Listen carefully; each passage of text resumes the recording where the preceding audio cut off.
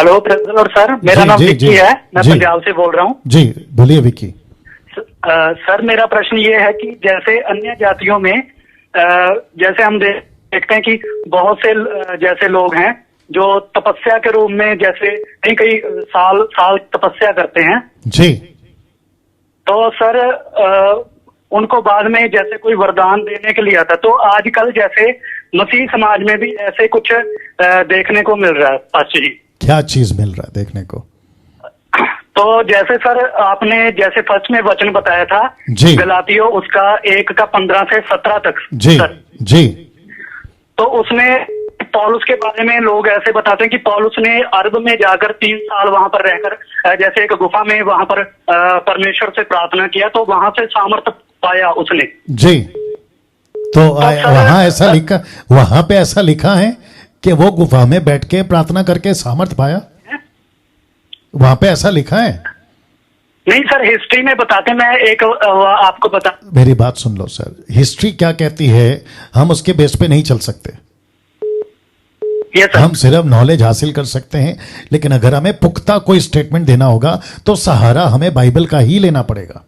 हम हिस्ट्री क्या कहती है, ऐसे तो बहुत है सर। जोसेफस की हिस्ट्री है, कम से कम 18 चैप्टर लिखे। यीशु के बारे में, पौलुस के बारे में बहुत कुछ लिखा उन्होंने। दानियल के बारे में तो नहीं उठा सकते ना वहां से। Yes sir, yes sir. तो सर जैसे आजकल जैसे बहुत से पासवान ऐसे 15 दिन के लिए 20 दिन के लिए कमरे में बंद होकर प्रार्थना करते हैं, तो उनके बारे में कहने का मतलब आप क्या कहना चाहोगे उनको सर? ओके ओके, आपका नाम? मेरा ये क्वेश्चन। जी जी, आपका नाम क्या है? मेरा नाम विक्की है सर। जी विक्की जी, लाइन पे बने रहें। और मैं अप्रिशिएट करता हूं कि बहुत अलग सवाल पूछा है और अच्छा पूछा है। Okay yes sir, yes sir. Okay now जितने दर्शक हैं, मुझे लगता है कि 1600 के आसपास में आप सभी का फिर से स्वागत है। वॉच पार्टी शेयर करते रहिए, दूसरों के साथ में भी बांटिए। याद रखिए, खरी शिक्षा तब फैलेगी जब आप बहुत सारा शेयर करोगे, नहीं तो दिक्कत हो जाएगी। चलिए, इस भाई का जिसका नाम है विक्की, ये कहते हैं कि ऐसा कुछ कॉन्सेप्ट आज मसीह समाज में आ गया है, खास करके सेवकों के अंदर, ठीक है ना, कोई भी कंट्री से। वो क्या करते हैं, अपने आप को कमरे में बंद कर लेते हैं 15 दिन, 20 दिन, 40 दिन, कभी कभी तो कुछ लोग 80 दिन तक भी। और फिर उसके बाद जब वो बाहर निकलते हैं तो कुछ ऐसी बातों के साथ निकलते हैं जो इससे मैच नहीं करता है। जी हाँ, वापस कहता हूं, जो इससे मैच नहीं करता है। पहला कुरिन्थियों की किताब उसका 14 का 25 निकाल के रखना, 27 माफ करना।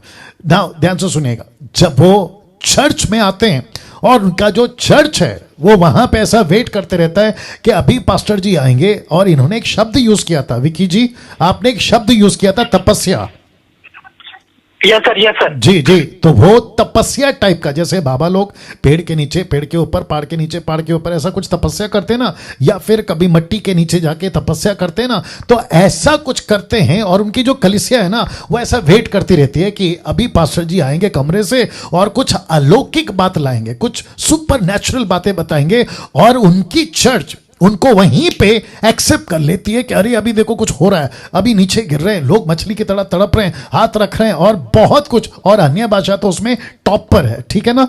अब इसको लेके पौलुस क्या कहता है, देखिए दीजिए, पहला कुरिन्थियों 14 का 27 से पढ़ते हैं। एक काम करते हैं, 26 से पढ़ते हैं। लिखा है 1 Corinthians 14:26 लिखा है, इसीलिए हे भाइयों क्या करना चाहिए, क्वेश्चन मार्क, जब तुम इकट्ठे होते हो तो हर एक के हृदय में भजन या उपदेश या अन्य भाषा या प्रकाश या अन्य भाषा का अर्थ बताना रहता है। सब कुछ आत्मिक उन्नति के लिए होना चाहिए, सब कुछ आत्मिक उन्नति के लिए। अब इसका मतलब क्या है, वचन 27 में आ जाते हैं, यदि अन्य भाषा बातें करनी हो तो 2 या बहुत हो तो 3 जन बारी से बोले और एक व्यक्ति अनुवाद करे। मतलब ये क्या बोल रहा है उसका इंटरप्रेट होना चाहिए। ये एक 28, परंतु यदि अनुवाद करने वाला ना हो तो अन्य भाषा बोलने वाला कलीसिया में शांत रहे। क्यों? क्योंकि वो कुछ भी बोल सकता है, लोगों को कंफ्यूज कर सकता है, इसलिए इंटरप्रेट का होना बहुत जरूरी है। और फिर उसके बाद में अपने मन में से, अगर अनुवादक ना हो तो शांत रहे और अपने मन से और परमेश्वर से बातें करे, क्योंकि परमेश्वर ने दिया उसको भाषा, प्रभु उसको जानता है, प्रभु उसको बताना चाहता है पृथ्वी की भाषा, नॉट जिब्रिश। ये हो गया 29 लिखा है, भविष्यवक्ताओं में से 2 या 3 बोले, शेष लोग उनके वचन को परखें।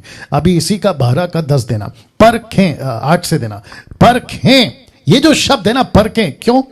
क्योंकि 26 कहता है किसी के पास में प्रकाश है, किसी के पास में दर्शन है, किसी के पास में कुछ बातें हैं, अलौकिक बातें हैं। ठीक है, करो करो, लेकिन कुछ टीम, कुछ लोग वहां ऐसे बैठे रहते हैं। बोला ओके, अब ये बोल रहा है, इसकी बातें बिब्लिकल हैं क्या? बिब्लिकल मतलब वचन से मैच करती हैं क्या? जो उन दिनों में उनके पास में सोर्स था बातों का, प्रकाशन का, वचन का, उससे मैच करता है क्या? वो परखते थे। आज तो कॉन्सेप्ट इतना क्लियर है कि आपके पास में 66 की बुक है, इजीली आप किसी को भी जो गलत करता है पकड़ सकते हैं। अब इसको मैं लेकर आया हूं 1 कुरिन्थियों 12:8 में लिखा है, क्योंकि एक को आत्मा के द्वारा बुद्धि की बातें दी जाती है, दूसरे को आत्मा के अनुसार ज्ञान की बातें दी जाती है, किसी को उसे आत्मा से विश्वास की, किसी को एक आत्मा से चंगा करने का वरदान दिया जाता है, किसी को सामर्थ के काम करने की शक्ति दी जाती है, किसी को भविष्यवाणी की, किसी को आत्माओं को परख, आत्माओं को परख। तो इसका मतलब है, कहता है परखो, यूहन्ना 4:1 निकाल के रखो, 1 यूहन्ना 4:1 कहता है आत्माओं को परखो। यह दान क्यों?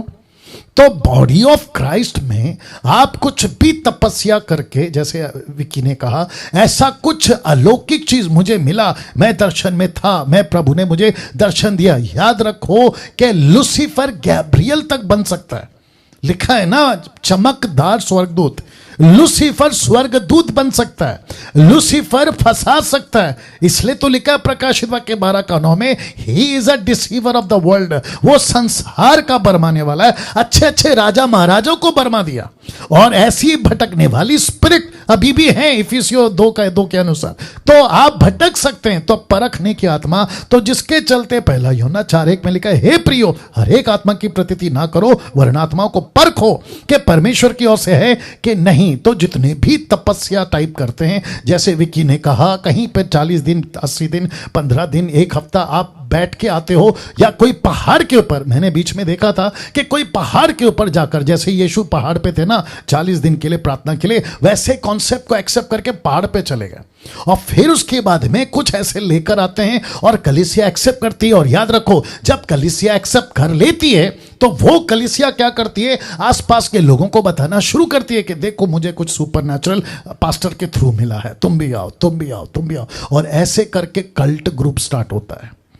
वाह, कल्ट ग्रुप स्टार्ट होता है। तो कोई तपस्या पे जाता है, आप फास्टिंग में बैठे हो, कब? जब पवित्र आत्मा ले जाए। यीशु को पवित्र आत्मा ले गया फास्टिंग के लिए। मैं हमेशा बताते आ रहा हूं कि फास्टिंग पे तभी जाओ जब परमेश्वर का आत्मा लीड करे, आप अपनी मर्जी से नहीं जाना है। दूसरी चीज, विकी साहब लाइन पे बने रहे। यस सर जी, दूसरी चीज, अगर कोई कहता है कि मैं परमेश्वर में पावरफुल बनना चाहता हूं, अच्छी बात है, मैं परमेश्वर के दान से बनना चाहता हूं, अच्छी बात है, लेकिन नहीं भूलना कि परमेश्वर को तुम जबरदस्ती नहीं कर सकते। यह परमेश्वर की मर्जी है, वो आपको कितना देगा, तुम जबरदस्ती नहीं कर सकते। और परमेश्वर का आत्मा तभी देगा जब आपके पास में मिनिस्ट्री होगी। कोई भी दान निकालो, 1 कुरिन्थियों 12:7। माय गुडनेस, अच्छा प्रश्न है विकी, अच्छा प्रश्न है जी। और जितने दर्शक देख रहे हैं, मैं उनको भी कहना चाहता हूं, बी केयरफुल, बी केयरफुल। देखो क्या लिखा है, किसी भी प्रकार का दान पवित्र आत्मा का किसके लिए दिया जाता है? तो लिखा है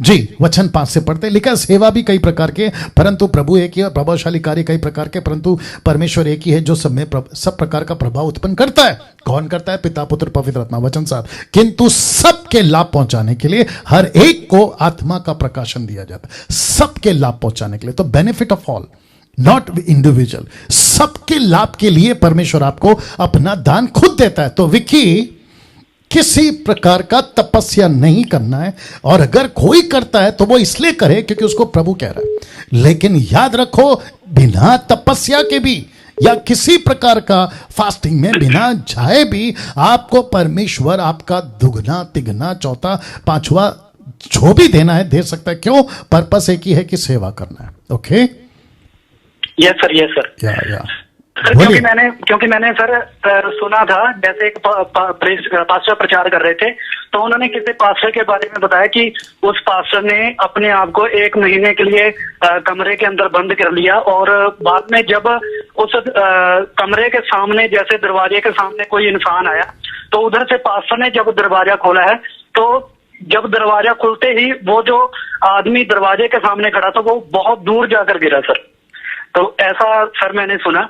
और सर मैं एक बात आपसे कहना चाहता हूँ जी, दिल से सर, क्योंकि जब आपने 2020 में आपने आस्क डेंटल राज प्रोग्राम शुरू किया था जी, तो उसमें मैंने आपसे एक क्वेश्चन पूछा था। मैंने आपकी यूट्यूब वीडियो में मैंने देखा था कि आप स्टेज के ऊपर किसी को नचवा रहे थे जी, लेकिन सर बाद में आपने कहा कि नाचना नहीं चाहिए। तो मैंने सर आपके खिलाफ, कहने का मतलब मैं आपके वचन के खिलाफ था, जैसे प्रभु के वचन और आपकी टीचिंग के खिलाफ था सर। लेकिन सच में रियली आपके मैसेज के द्वारा सर मेरा जो है माइंड चेंज हो गया। मैं खुद ऐसे सोचने लगा कि सेवकाई क्या है और हम किस रूट पर उसको लेकर जा रहे हैं सर। राइट। ये सर, ये सर, तो उसके लिए सर रियली मैं बहुत बहुत आपसे क्षमा चाहता हूँ। अरे कोई बात नहीं। अभी सर बहुत काफी समय से हम आपके जैसे टीचिंग को सुन रहे हैं, बहुत बढ़िया। आप प्रभु में हमें आगे बढ़ने के लिए उत्साहित कर रहे हैं। परमेश्वर आपको आशीष दे सर। राइट। अच्छा विक्की, आप कौन से स्टेट से हैं? मैं सर पंजाब से हूँ सर। ओके, तो आपने पंजाब का एमएमबी ग्रुप ज्वाइन कर लिया? यस सर, जो पास्टर बंटी हैं वो मेरे ब्रदर हैं सर। अरे वाह वाह वाह वाह, क्या बात है, वेरी नाइस। हम दोनों भाई मिलकर जैसे अभी आपके द्वारा दी हुई टीचिंग को हम आगे लेकर जाने की कोशिश करें। Good, thank you Bunty ji. Sorry, मैं भी सेवकाई करता हूँ सर। अरे वाह, के पास गाँव है, उधर मैं सेवकाई करता हूँ। Good, thank you Vicky, thank you, God bless you. या तो मैं समझता हूँ कि आज का ये जो पॉइंट था बहुत ही गजब का पॉइंट था। Be careful. अगर कोई खुद को कहता है ना, अभी विक्की ने बात करते करते लास्ट में एक बात बोली कि दरवाजा खुला, एक आदमी ने देखा और वो दूर जाके गिरा। ये जो चीजें हैं ना, आप इसको लेकर किसी प्रकार का अरे ऐसा हुआ तो मैं भी होऊंगा, याद रखो नॉन बिब्लिकल एक्सपीरियंसेस किसी भी प्रकार से स्वीकार नहीं किया जा सकता। परमेश्वर किसी को दूर नहीं फेंकता, परमेश्वर किसी को नीचे नहीं गिराता, परमेश्वर का पावर किसी को नीचे फेंक कर तमाशा नहीं बनाता। परमेश्वर का पावर एक ही चीज के लिए आता है, वो है गॉस्पल, दैट्स इट। बाकी किसी चीज का इंटरटेन, किसी प्रकार का मनोरंजन, कहते हैं ना कि अभी देखो मैं, तुम लोग जितने क्वायर वाले हो, आपने देखा होगा वीडियो, 2-3 चीजें मैं नाम नहीं लूंगा, कहते हैं हाथ उठाओ अभी पवित्र आत्मा आ रहा है, तो जितनी क्वायर वाली है ना 200-300, वो धड़ धड़ नीचे गिर जाते। ये तमाशा है। लेट मी रिपीट, ये तमाशा है। ऐसा नहीं करता पवित्र आत्मा, ऐसा नहीं करता पवित्र आत्मा, कभी नहीं हुआ है और क्यों करेगा। और दूसरी बात, जो व्यक्ति क्वायर में है, जो नीचे गिर जाते हैं, जो ये लोग गिराते हैं, वो बात अलग है कि वो कौन सी स्पिरिट है, मैं भी न्याय के दिन पूछूंगा। लेकिन पवित्र आत्मा अगर पहले से तो नीचे क्यों गिरा रहा है? और अगर नीचे ही गिराना था तो वो क्वायर में इसके हाथ घुमाने तक वो खड़े कैसे? वो वैसे ही गिर जाते। थोड़ा सोचना होगा, बात को समझना होगा, उल्लू मत बनिए। या बहुत कुछ बोलने का है।